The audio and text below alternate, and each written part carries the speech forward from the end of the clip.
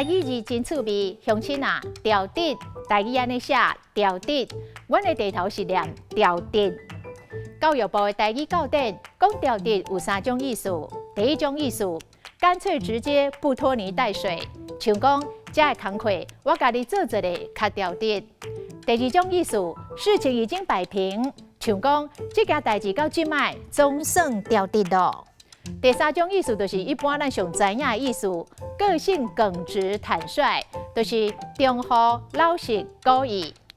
若要选竞赛，这个袂歹，条直故意。伊是条直，毋是戆，你毋通甲人讲叛呐。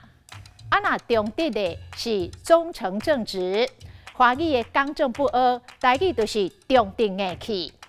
伊的为人中直硬气，要叫伊甲头家铺铺塌塌，根本无可能。若土直，就较土较直，袂安尼转弯世角。有时阵得失人家己嘛毋知影，也就是直长直倒，直肠子有话直破。伊即个人直长直倒，想到啥就讲啥，请你毋通见怪。